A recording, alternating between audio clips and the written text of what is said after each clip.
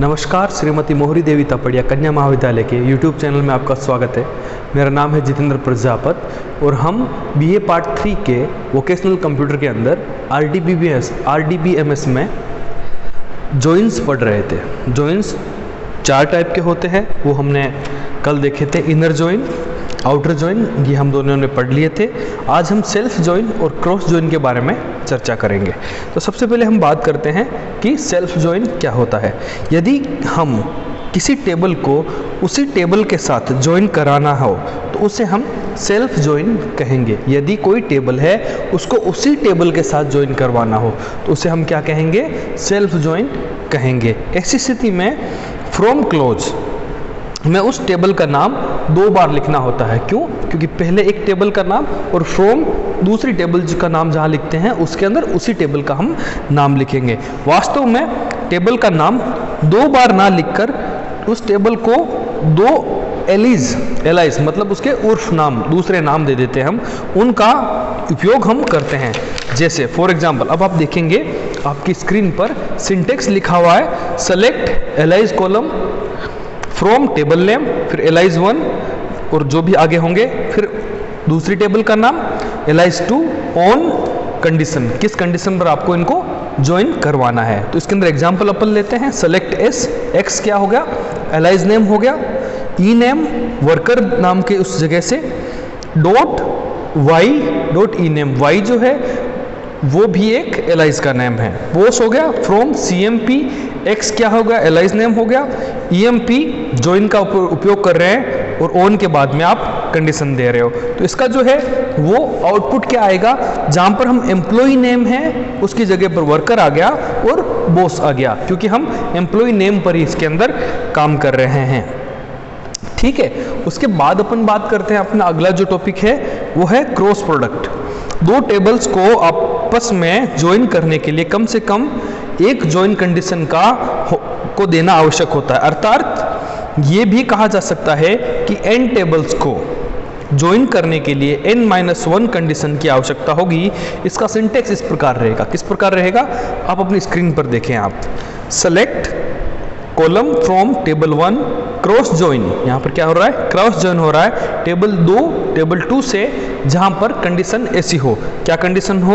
Example है, इसके just नीचे आपका एग्जाम्पल लिखा दिख रहा है। सेलेक्ट ई नेम डी नेम, एम्प्लॉय का नाम डिपार्टमेंट नाम को एम्प्लॉय डॉट डिपार्टमेंट नाम फ्रॉम EMP, एम्प्लॉय नाम की जो टेबल है वहाँ से लीजिए, क्रॉस ज्वाइन कर दीजिए डिपार्टमेंट से, जहाँ पर EMP डॉट डिपार्टमेंट नंबर हो, एम्प्लॉय का जो डिपार्टमेंट नंबर हो इक्वल्स टू डिपार्टमेंट का डिपार्टमेंट नंबर हो। अब आप देखिए इसका जो आउटपुट आया, ये इसके अंदर क्या है? एम्प्लॉय नेम है, डिपार्टमेंट नेम है और डिपार्टमेंट ID है।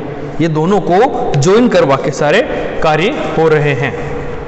आपने पिछले वाले में क्या सुना? इनर जॉइन के अंदर क्या होता था कि आप इनर जॉइन करते थे, दोनों का जो एक दूसरे की चीज को लेकर करते थे। क्रॉस जॉइन में क्या है? दोनों का क्रॉस कर रहे हो। इसके अंदर देखो ई नेम भी है, डी नेम भी और डिपार्टमेंट ID एक अलग से बनी है, जो कि एक क्रॉस का जो प्रोडक्ट है। आपने ये सारी चीज़ें पढ़ी। आज का ये क्लास बहुत छोटी है तो मैं आपको कुछ चीज़ें और बताना चाहूँगा आपके आगामी जीवन के लिए। आपका BA फाइनल ईयर चल रहा है और मैंने जैसा कि कल कहा था कि आपको कुछ ना कुछ लाइफ में टारगेट सेट करना चाहिए, क्योंकि अगर आज आपने टारगेट सेट नहीं किया तो BA के बाद में एक जो है वो बहुत ही पैनिक वाला सिचुएशन हो जाता है। आप परेशान हो जाते हो कि क्या करना है क्या नहीं करना है। कोई बोल रहा है BA कर लो, कोई बोल रहा है MA कर लो, कोई बोल रहा है यार कंपटीशन की तैयारी कर लो। आपको एक ही सेकंड में कोई डिसीजन लेना होता है। परंतु अगर आप आज से सोचना शुरू करोगे कि मुझे क्या करना चाहिए, मैं किस में ठीक हूँ। जैसे कोई बोल रहा है कि आपको कंपटीशन की तैयारी करनी चाहिए, आप 10 पेपर लेके बैठोगे, आप उनको सॉल्व करोगे, आपको लगेगा कि हाँ मेरे में वो शक्ति है, ताकत है, मैं कर सकता हूँ, तो आप वो काम कर पाएंगे।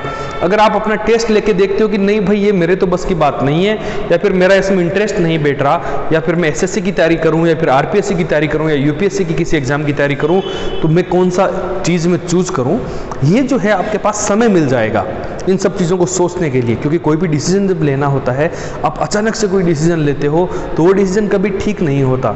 अगर आपको कभी गुस्सा भी आए तो गुस्से में किसी को कुछ मत बोल दो, 2 मिनट बैठो, 2 मिनट शांत रहो, 2 मिनट के बाद अगर आप उससे बात शुरू करो तो आप देखना कि आपकी जो लड़ाइयाँ होती है वो बहुत कम हो जाएगी। आप जो परेशान होते हो अंदर से, क्योंकि गुस्सा करने पर परेशान कौन हो रहा है? आप ही तो हो रहे हो, क्योंकि आप किसी पे गुस्सा कर रहे हो। अंदर से जो खून जलता है वो अपना जलता है, सामने वाले को तो कोई प्रॉब्लम नहीं हो रही, हो सकता है उसको लड़ाई करना अच्छा लगता हो सकता है उसकी हॉबी हो वो चीज़। तो ये चीज़ें हैं। तो ठीक उसी प्रकार में जब डिसीजन लेने की बात हो, किस कंपटीशन की तैयारी करना है, फिर लाइफ में आगे क्या करना है, तो उसके लिए आपके पास खूब समय है। आज अपने आप को टेस्ट लो, परखो और एक अच्छी चीज़ को डिफाइन करो कि मुझे लाइफ में आगे ऐसा कुछ करना है। जब आप उस डिसीजन को ले पाओगे तो आपका जो जीवन होगा वो उज्जवल भविष्य होगा। कहते हैं ना, बहुत लोग बोलते हैं कि भाई बीए में कुछ नहीं होता, या फिर बीटेक वाले बहुत बेरोजगार घूमते हैं। कभी ऐसा नहीं होता। अगर आप टॉपर हो, टॉपर के मायने में नंबर नहीं होते, आपने उस चीज़ को समझा है, अगर आप उस चीज़ को समझते हो, समझदार हो उस चीज़ को लेकर, जो क्रीम होती है ना वो हमेशा अच्छी होती है। क्योंकि आप सोच के देखो कि दही जो होता है, जब उसको मथ लिया जाता है, जब उसका अपन घी बनाने की कोशिश करते हैं तो ऊपर ऊपर जो आता है उसको माखन कहते हैं। और माखन का उपयोग बहुत सारा होता है। और माखन की एक दही की कीमत समझो, दही की कीमत क्या होती है? 20 रुपये किलो। घी की कीमत क्या है? 500 रुपये किलो। और जब मैं बात करता हूँ छाछ की कीमत क्या है? छाछ तो अपन फ्री में दे देते हैं। तो आपको छाछ बनना है या फिर मक्खन बनना है, ये आपको डिसाइड करना पड़ेगा और इसी टाइम में डिसाइड करना पड़ेगा। ऐसा नहीं होगा कि आप 6 महीने बाद जब आपका बीए हो जाएगा तब आप डिसाइड करोगे, क्योंकि उसके बाद तो प्रेशर बहुत हो जाएगा ना। घर वाले बोलेंगे बेटा ये कर, शायद कोई शादी वादी के लिए ट्राई कर लेंगे, बेटा तो कुछ नहीं कर रहा, चलो शादी करके घर भेजो बच्चे को। इस चीज़ों में पढ़ना नहीं है अपने को। आपको जीवन में सोचना है, समझना है कि मुझे क्या तैयारी करनी है, अपने घर वालों का नाम रोशन करना है, उनको प्राउड फील कराना है। उसके लिए आज ही से सोचें, आज ही से समझें। आज आपके पास जो टाइम है वो सबसे अनमोल टाइम है आपका। इसको समझते हुए लाइफ में आगे बढ़ें। आई होप आप बहुत ही उज्जवल भविष्य की तरफ जा पाएंगे और उस सफलता की सारी जो ऊंचाइयां होती है उन्हें भी छू पाएंगे। इन्हीं सब शुभकामनाओं के साथ आज का वीडियो हम यहीं ख़त्म करते हैं। हमारे इस चैनल को लाइक करिएगा, शेयर कीजिएगा, सब्सक्राइब करिएगा। बने रहिए हमारे साथ। अपने स्वास्थ्य का खूब ध्यान रखें। धन्यवाद। Take care. तो मेरे सामने वाली खिड़की में एक चांद का टुकड़ा रहता है। अफसोस ये है कि वो हमसे कुछ उखड़ा उखड़ा रहता है।